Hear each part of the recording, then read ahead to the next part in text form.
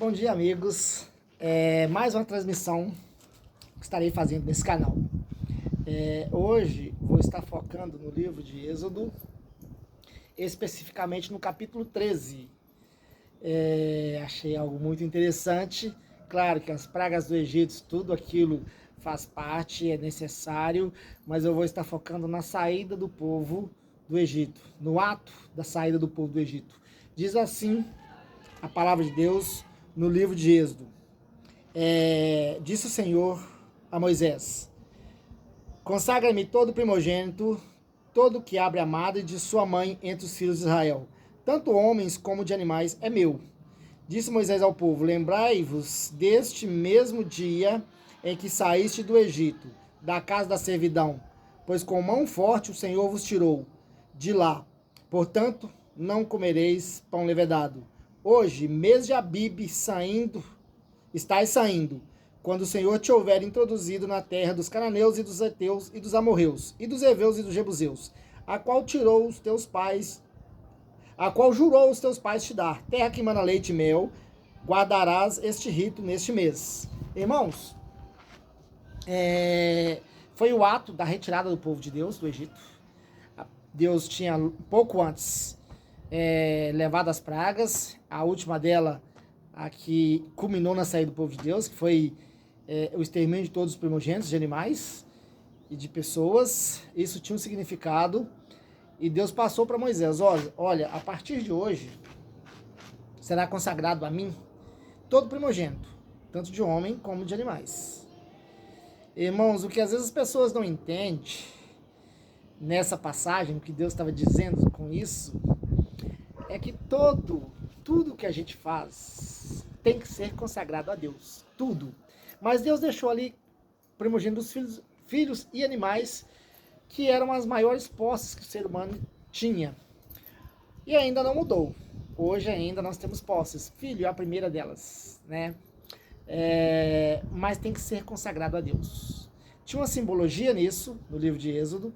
Deus mostraria logo outras coisas, porque é o seguinte, irmãos, Deus disse: buscai em primeiro o reino de Deus. O Senhor Jesus disse: buscai em primeiro o reino de Deus, e todas as outras coisas vos serão acrescentadas. Se tudo que você tem vai primeiro para Deus, todas as suas primícias é primeiro consagrado a Deus, que seja no seu casamento, que seja na sua vida profissional, que seja na sua vida financeira, tudo isso primeiro tem que ter Deus. Porque sem Deus, irmãos, não há sentido na vida do homem. Eu não via sentido na minha vida antes de conhecer a Deus. Hoje tem um sentido enorme. Eu faço com amor todas as coisas que eu faço, porque eu sei que em primeiro lugar, tudo é para Deus. As coisas outras vão sendo acrescentadas no dia a dia da nossa vida. Irmãos, e por que Deus escolheu esse mês, o mês de Abib, para retirar o povo de Deus? O mês de Abib, vamos falar uma tradução grosseira para nós hoje, seria o mês da primavera. A palavra Abib em hebraico, transliterando ela para português, significa o mês das primeiras espigas, tá? Ou seja, o mês da colheita, preparação para a colheita, as primeiras espigas. Irmãos, então naquela época Deus estava colhendo as primeiras espigas do povo dele, o povo de Israel. Ficou bem claro. Então, por isso ele deixou claro para esse povo. Nesse mês, o mês de Abib, que ainda esse mês existe em Israel, tá? É o mês da primavera de Israel. O ano de Abib, né? É o mês de Abib, que é o mês da primavera em Israel. Todos os anos existe esse mês. Como nós temos a nossa primavera no nosso calendário, o calendário judaico é um pouquinho diferente do nosso. Ele é um calendário luno-solar. O nosso é um calendário solar. Por isso existe uma diferenciaçãozinha. O mês não é tão coincide com o nosso, mas existe sim. Se quiser estudar o calendário judaico, você vai ver que ele tem sua efetividade também. E Deus usou esse calendário, e falando: olha, tá, é assim que vai ser. Irmãos, e vocês vão entender mais à frente, no livro de Êxodo, capítulo 13, no versículo 13, ele deixou algo interessante, que ele diz assim, porém todo primogênito da jumenta resgatarás com cordeiro. Se não resgatar, será desnucado. Mas entre todo primogênito homem, entre os teus filhos resgatarás.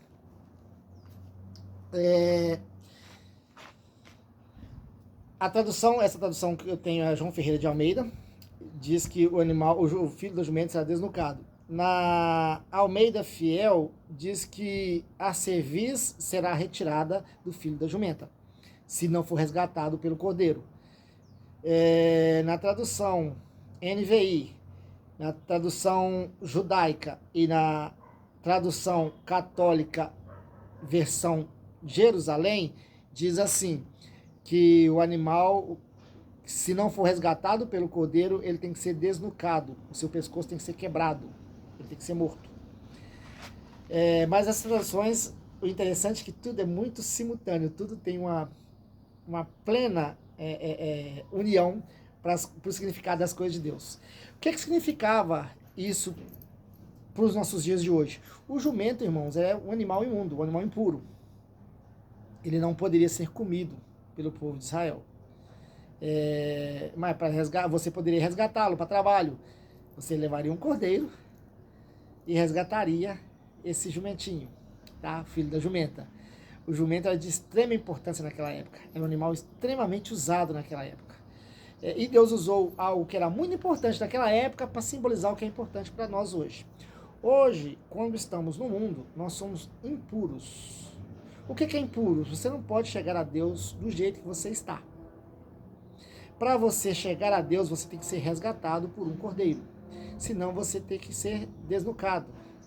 O que é isso? Você vai estar morto espiritualmente. Deus não vai te ouvir. Quem é morto espiritualmente, Deus não ouve. Não tem jeito. São filhos da ira e não filhos de Deus. Mas ele deixou um rito para isso. Esse rito essa simbologia, esse rito, ele marcava quando Jesus voltasse como cordeiro pascal, como cordeiro mudo, perfeito. Ele resgataria o imundo, que éramos nós antes de estarmos na presença de Deus. Nós éramos imundos, mas o cordeiro nos resgata.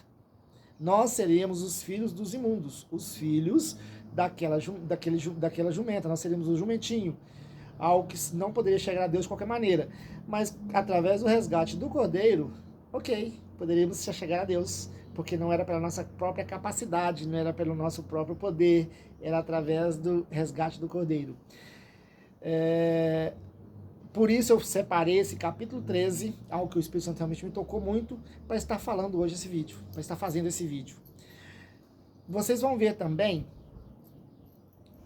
se você quiser ler sobre as leis dos animais puros e impuros, você vai ver no Levítico capítulo 11, é algo que eu não vou entrar nos pormenores agora, é algo mais para frente que estamos falando, eram ritos daquela época que eram necessários, também tem simbologias para hoje. Vocês vão ver lá em Levítico 12, de 6 a 8, tem uma parte muito interessante que falava assim, que a mulher quando dava a luz, ela era considerada impura. Porque ela deu a luz, saiu o sangue dela. O homem também tinha épocas que o homem também era considerado impuro, tinha algumas ocasiões, mas basicamente se atendo à mulher nesse momento é o seguinte, no 8º dia, o que saía dela, o filho, o macho que saía dela era circuncidado, e levado na presença do sacerdote, no período. A fêmea também precisava da expiação, só que não era circuncidada. Aí tinha um período também para a mulher se tornar pura.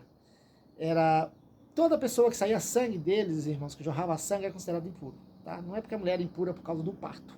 É porque é a questão de jorrar sangue do corpo. Porque o corpo é algo precioso que Deus fez, que Deus te deu de presente.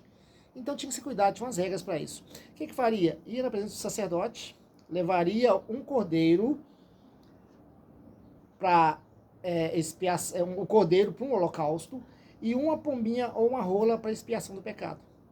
Quem não tivesse posse, levaria ou 2 rolas ou os 2 pombinhos. Isso também resolveria a expiação. Um seria para holocausto, um pombinho ou uma rola para holocausto, e uma pombinha ou uma rola para expiação dos pecados. A questão de ter jorrado sangue, ter saído sangue, era a impureza que tinha que se limpar perante Deus, para estar na presença de Deus. Isso tem um significado para hoje. Por isso, cuidado. Jesus disse bem claro que o que entra no homem não contamina o homem, mas o que sai do homem. O que você lança no mundo, muito cuidado. Porque você pode estar lançando coisas imundas. Você pode estar sendo imundo na presença de Deus. Você pode estar lançando loucuras. Claro que Deus não falava isso de alimento. Jesus não falava isso com os fariseus de alimento. falava de coisas do próprio coração. O que entra no homem não contamina o homem, o que sai. Porque se o que entra em você e não fica, se é contra as coisas de Deus, entrou, mas não ficou, ele não vai te contaminar. Agora, o que sai de você, se você começar a jogar coisas que não se deve jogar no mundo, coisas que na realidade não são de Deus, aí sim você pode estar fazendo algo muito sério, se contaminando a si mesmo. Irmãos, mas aí, voltando para a questão do resgate, Deus fez tudo isso porque ele ia preparar a vida de Jesus. Maria, lá em Lucas 2, de 22 a 24, fala sobre quando Maria teve Jesus. Tá? Ela teve Jesus. Ela se tornou impura no ato de conceber. Ela era uma mulher impura. Então, concebeu, ela não era sem pecado. Ela era automaticamente impura naquele momento. Só que aí tinha a regra que ela tinha que seguir. Ao 8º dia, Jesus foi circuncidado. Foi levado ao templo. Só que ali, bem interessante, no Lucas 2, 24, está escrito assim, que eles, para cumprir a lei, levou 2 pombinhos ou 2 rolas. Né? Ou um ou outro. Um pombinho ou uma rola foi para o holocausto e outro para expiação do pecado. E Jesus com isso cumpriu a lei mais uma vez.